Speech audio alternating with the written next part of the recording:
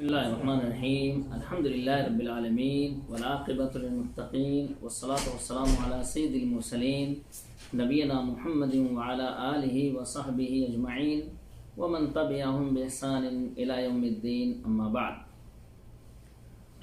عن عثمان بن عفان رضي الله عنه قال قال النبي صلى الله عليه وسلم من توضأ فأحسن الوضوء خرجت خطاياه من جسده حتی تخرج من تحت اظفارہ رواہ مسلم. عثمان بن عفان رضی اللہ عنہ سے روایت ہے، انہوں نے کہا کہ رسول اللہ صلی اللہ علیہ وسلم نے فرمایا کہ جس نے وضو کیا اچھی طرح تو اس کے گناہ اس کے جسم سے نکل جاتے ہیں، حتیٰ کہ ناخن کے نیچے سے بھی. یہ حدیث امام مسلم رحمہ اللہ نے اپنی صحیح میں روایت کی. طہارت اور پاکی حقیقت کے اندر اس کا اسلام کے اندر بہت اونچا مقام.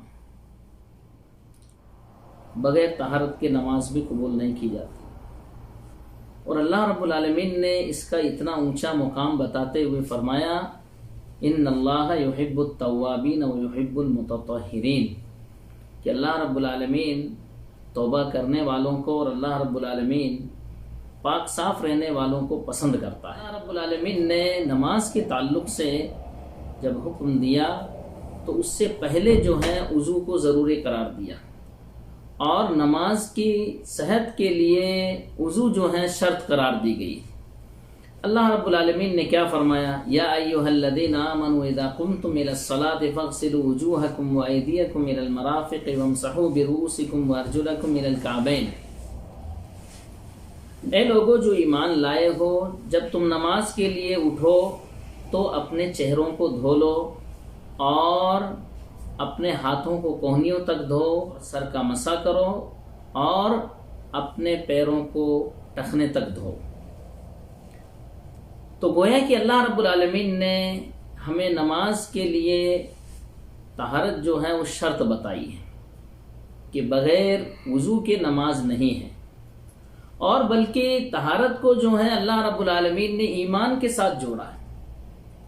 اللہ کے رسول صلی اللہ علیہ وسلم نے فرمایا الطہور شطر الایمان، پاکی صفائی آدھا ایمان ہے. یعنی گویا کہ ایک مومن کے لیے ضروری ہے کہ وہ پاک صاف رہے.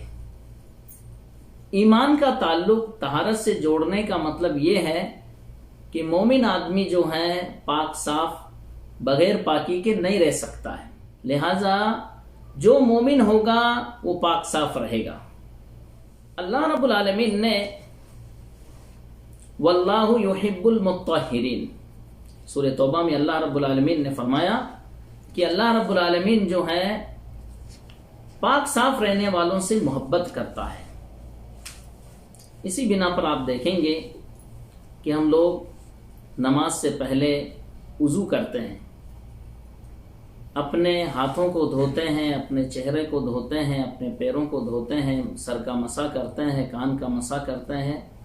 یہ سب کی سب چیزیں جو ہیں یہ طہارت کی قسم میں سے ہیں، اور اللہ رب العالمین جو ہے اس کو ہم سے اللہ رب العالمین نے طلب کیا ہے. اب یہ جو حدیث ہمارے سامنے ہے یہ بڑی اہم حدیث ہے وضو کے تعلق سے، اور بہت ہی عظیم حدیث ہے، جس میں کہ اللہ کے رسول صلی اللہ علیہ وسلم نے فرمایا کہ جس نے وضو کیا اچھی طریقے سے، یعنی سنت کے مطابق. اس کا معنی یہ ہے کہ آدمی کو چاہیے کہ ہر کام سنت کے مطابق کرے تاکہ اللہ رب العالمین اس کے اعمال کو قبول کرے. ہمارے بہت سارے بھائی جو ہیں اس میں بھی بدعت گھسیڑ دیے وضو کے اندر بھی. اس بنا پر یہاں پر حدیث میں کیا فَأَحْسَنَ الْوُضُوء، یعنی سنت کے مطابق اس نے وضو کیا. تو اس سے معلوم ہوا کہ بہت ساری چیزیں جو سنت میں بدعتیں ایجاد کی گئی وہ غیر صحیح ہے، جیسے گردن کا مسح کرنا. تو یہ تو اللہ کے رسول صلی اللہ علیہ وسلم سے ثابت نہیں ہے، اور ہمیں اس بدعت سے بچنا چاہیے. تو رسول اللہ صلی اللہ علیہ وسلم نے فرمایا کہ جس نے اچھی طرح وضو کیا تو اس کے جسم سے اس کے جو غلطیاں ہیں یا اس کی جو خطائیں ہیں وہ نکل جاتی ہیں. اس کے جو چھوٹے گناہ ہیں وہ سب کے سب جو ہیں اس کے جسم سے ختم ہو جاتے ہیں، یہاں تک کہ ناخنوں کے نیچے سے بھی گناہ جو ہے وہ نکل جاتے ہیں. یعنی گویا کہ اللہ کے رسول صلی اللہ علیہ وسلم نے جسمانی پاکی کو ایمانی پاکی کے ساتھ تشبیہ دی، روحانی پاکی کے ساتھ تشبیہ دی. یہ جو گناہ ہے یہ بھی ناپاکی ہے، یہ گندگی ہے. آدمی گناہ کرتے کرتے کرتے کرتے گویا کہ وہ گندگی کے اندر جو ہے لت پت ہو جاتا ہے، اور اسی بنا پر اس کو ناپاکی کہا گیا. اللہ رب العالمین نے کیا فرمایا؟ یا ایھا الذین آمنوا انما المشرکون نجس. مشرک جو ہے یہ ناپاک ہے. تو یہاں پر کیا بتایا گیا؟ عقیدے کی جو ناپاکی ہے وہ مراد ہے. یعنی گویا کہ جس طریقے سے ظاہری ناپاکی ہوتی ہے اسی طریقے سے باطنی ناپاکی بھی ہوتی ہے. لہٰذا یہاں پر جب بندہ وضو کرتا ہے تو جس طریقے سے ظاہری ناپاکی ختم ہو جاتی ہے ویسے ہی اس کی باطنی ناپاکی بھی ختم ہو جاتی ہے. یعنی گویا کہ اس کے جو چھوٹے گناہ ہیں وہ سب کے سب ختم ہو جاتے ہیں. اللہ کے رسول صلی اللہ علیہ وسلم نے فرمایا ان امتی یدعون یوم القیامت غرا محجلین من آثار الوضوء فمن استطاع منکم ان یطیل غرته فلیفعل. کہ میری امت کو قیامت کے دن وضو کے نشانات سے ان کے چہرے اور ان کے ہاتھ پاؤں چمکتے ہوں گے. اس حالت کے اندر قیامت کے دن ان کو پکارا جائے گا، ان کو بلایا جائے گا. لہٰذا تم میں سے جو چاہے وہ اپنی سفیدگی یا اپنے چمک کو جو ہے اور بڑھا لے. یعنی کہنے کا مطلب یہ ہے کہ آدمی جیسے ٹخنے تک پیر کو دھونا اس سے اور زیادہ بڑھا لے، اور کوہنی تک ہاتھ کو دھونا اس سے اور زیادہ بڑھا لے، تاکہ قیامت کے دن جو ہے یہ ہمارے ہاتھ اور پیر اور یہ چہرہ جو ہے قیامت کے دن چمکے گا، اور اسی چمک سے یہ امت محمدیہ جو ہے پہچانی جائے گی. اور اللہ کے رسول صلی اللہ علیہ وسلم نے فرمایا تبلغ حلیۃ المومن حیث یبلغ الوضوء. کہ وضو کا پانی جہاں تک پہنچتا ہے وہاں تک مومن کو زیور پہنایا جائے گا. یعنی مومن کا زیور وہاں تک پہنچے گا جہاں تک وضو کا پانی پہنچتا ہے. جس نے اس طریقے سے وضو کیا، یعنی اللہ کے رسول صلی اللہ علیہ وسلم کے طریقے سے وضو کیا، تو اس کے چھوٹے تمام گناہ جو ہیں، پچھلے تمام گناہ اللہ رب العالمین اس وضو کی برکت سے جو ہے معاف کر دیتا ہے. اور مسجد کی طرف جانا اور نماز ادا کرنا اس کا ثواب جو ہے وہ زیادہ الگ سے. اللہ کے رسول صلی اللہ علیہ وسلم نے فرمایا اذا تودع الاب او المؤمن فغسل وجهه خرج من وجهه كل خطيئة نظر إليها بعينيه مع الماء. اللہ کے رسول صلی اللہ علیہ وسلم نے فرمایا کہ مومن آدمی یا بندہ جب وضو کرتا ہے تو جب چہرہ دھوتا ہے تو اس کی آنکھ نے جو کچھ گناہ کیے ہیں وہ سب کے سب گناہ جو ہیں معاف ہو جاتے ہیں، ختم ہو جاتے ہیں. اور جب وہ ہاتھ دھوتا ہے تو ہاتھ نے جو کچھ گناہ کیے ہیں، جو جرائم کیے ہیں ہاتھ نے، وہ سب کے سب گناہ جو ہیں اللہ رب العالمین ان سب کو معاف کر دیتا ہے ہاتھ دھونے کی بنا پر. اور جب پیر دھوتا ہے بندہ تو اللہ رب العالمین پیر سے چل کر کے جو کچھ گناہ کیے ہیں وہ سب کے سب معاف کر دیتا ہے. اس سے کیا معلوم ہوا کہ وضو کا کتنا اونچا مقام ہے کہ اللہ رب العالمین چھوٹے گناہ جو ہے وضو کی برکت ہی سے اللہ رب العالمین معاف کر دیتا ہے. ابو ہریرہ رضی اللہ تعالیٰ عنہ سے روایت ہے، انہوں نے کہا کہ اللہ کے رسول صلی اللہ علیہ وسلم ایک مرتبہ قبرستان میں تشریف لائے اور آپ نے فرمایا السلام علیکم دار قوم مومنین وَإِنَّا إِنشَاءَ اللَّهُ بِكُمْ لَاحِقُونَ. اے ایماندار گھر والوں، تم پر سلامتی ہو اور ہم بھی تم سے ملنے والے ہیں. میں نے چاہا کہ ہم اپنے بھائیوں کو دیکھیں. صحابہ اکرام نے پوچھا کہ اللہ کے رسول صلی اللہ علیہ وسلم کیا ہم آپ کے بھائی نہیں ہیں؟ اللہ کے رسول صلی اللہ علیہ وسلم نے فرمایا تم میرے صحابی ہو، ہمارے بھائی وہ ہیں جو تمہارے بعد آئیں گے. صحابہ اکرام نے پوچھا کہ اللہ کے رسول صلی اللہ علیہ وسلم آپ نے ان بھائیوں کو دیکھا نہیں ہے تو قیامت کے دن آپ کیسے ان کو پہچانیں گے کہ یہ میرے بھائی ہیں؟ تو اللہ کے رسول صلی اللہ علیہ وسلم نے فرمایا کہ یہ بتلاؤ کہ اگر گھوڑے جو ہیں صرف کالے ہوں، کالے گھوڑے جو ہیں ان کے درمیان کسی آدمی کے سفید پیشانی اور سفید ٹانگوں والے گھوڑے ہو تو کیا وہ پہچان نہیں سکتا ہے کہ میرے کون سے گھوڑے ہیں؟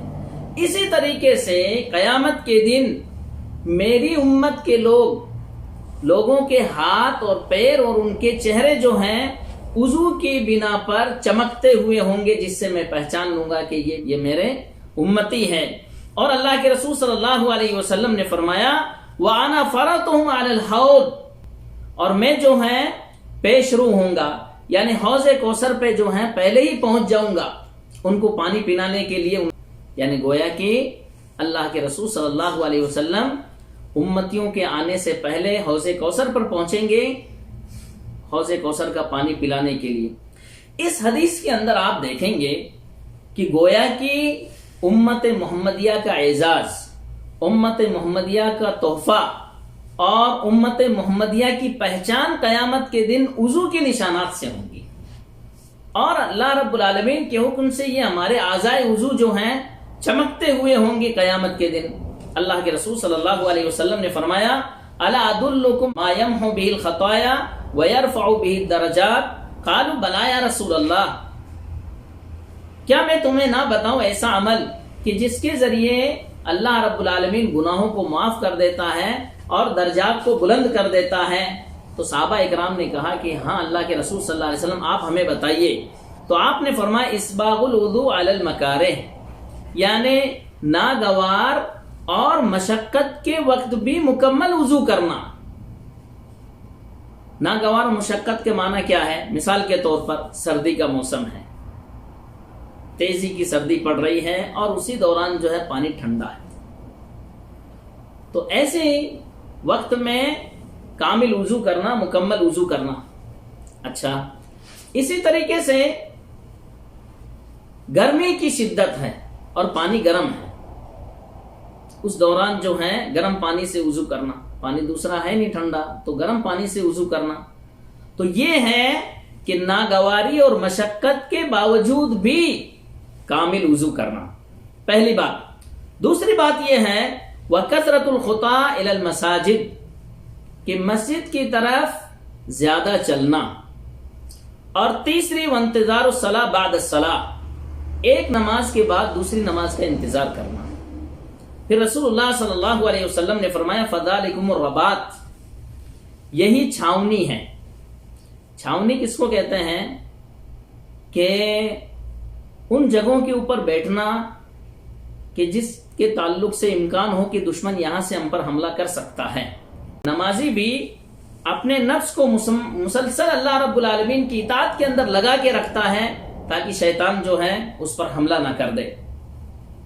اور آخری بات یہ ہے اس تعلق سے کہ وضو کے بعد کی دعا، ہمارے بہت سارے بھائی جو ہیں ان کو وضو کے بعد کی دعا نہیں یاد ہے، حالانکہ بالکل آسان ہے اور اس کی کتنی بڑی فضیلت ہے اس کو ہم سنتے ہیں کہ کوئی بھی بندہ اچھی طرح وضو کرتا ہے، وضو کرنے کے بعد یہ دعا پڑھتا ہے۔ کیا دعا؟ اشہد ان لا الہ الا اللہ وحدہ لا شریک لہ واشہد ان محمدا عبدہ ورسولہ، کہ میں گواہی دیتا ہوں کہ اللہ کے علاوہ کوئی سچا معبود نہیں ہے، اور میں اس بات کہ وہ اکیلا ہے، اس کا کوئی شریک نہیں ہے، اور میں اس بات کی بھی گواہی دیتا ہوں کہ محمد صلی اللہ علیہ وسلم اللہ کے بندے اور اس کے رسول ہیں۔ تو اس بندے کے لیے جنت کے 8 دروازے کھول دیے جاتے ہیں اور جس دروازے سے چاہے وہ داخل ہو جائے، اتنی بڑی فضیلت اس کی۔ اچھا، امام ترمذی رحمہ اللہ نے اپنے سنن ترمذی کے اندر ایک روایت زیادہ کی ہے، وہ یہ ہے کہ اللہم اجعلنی من التوابین واجعلنی من المتطہرین۔ بعض اہل علم نے کہا کہ یہ کلمات جو ہیں زائد ہیں یا ضعیف ہیں، حالانکہ امام البانی رحمہ اللہ اور احمد شاکر رحمہ اللہ دونوں نے بتایا کہ یہ حدیث، یہ جو الفاظ ہیں یہ بھی صحیح ہے، انہوں نے ان کو صحیح قرار دیا۔ گویا کہ یہ دعا پڑھیں گے۔ اچھا، اس کا ترجمہ کیا؟ اللہم اجعلنی من التوابین واجعلنی من المتطہرین، کہ اللہ رب العالمین مجھے توبہ کرنے والوں میں اور مجھے پاک صاف رہنے والوں میں سے بنا دے۔ اسی طریقے سے آپ دیکھیں گے کہ کچھ لوگ کیا کرتے ہیں کہ وضو کے بدعتیں لوگوں نے بنا رکھی ہے۔ کیسے کہ ہر وضو اعضائے وضو کو جو ہے دھوتے وقت جو ہے کیا کرتے ہیں، ہر ایک کی دعا پڑھتے ہیں۔ چہرہ دھوئیں گے تو اس کی دعا یہ ہے، ہاتھ دھوئیں گے اس کی دعا یہ ہے، سر پہ مسح کریں گے اس کی دعا یہ ہے، کان کی دعا یہ ہے، پیر کی دعا ہے یہ ہے، اور یہ سب بدعتیں ہیں اور خرافات ہیں، کیونکہ اللہ کے رسول صلی اللہ علیہ وسلم سے یہ سب چیزیں ثابت نہیں ہیں۔ لہٰذا ہمیں ان چیزوں سے بچنا چاہیے، اور وضو کرتے وقت سب سے پہلے بسم اللہ کہیں گے۔ بسم اللہ الرحمن الرحیم بھی نہیں کہیں گے، بلکہ کہیں گے صرف بسم اللہ، کیونکہ یہی الفاظ حدیث میں وارد ہیں۔ لہٰذا ہمیں صرف بسم اللہ کہنا چاہیے اور وضو شروع کرنا چاہیے۔ جب وضو ختم ہو جائے تو اس کے بعد ہمیں جو وضو کے بعد کی جو دعا ہے اس کو پڑھنا چاہیے۔ اشہد ان لا الہ الا اللہ وحدہ لا شریک لہ واشہد ان محمدا عبدہ ورسولہ اللہم اجعلنی من التوابین واجعلنی من المتطہرین۔ اللہ رب العالمین ہمیں ایمان و عمل کی توفیق عطا فرمائے، آمین۔ وآخر دعوانا الحمدللہ رب العالمین، جزاکم اللہ خیر۔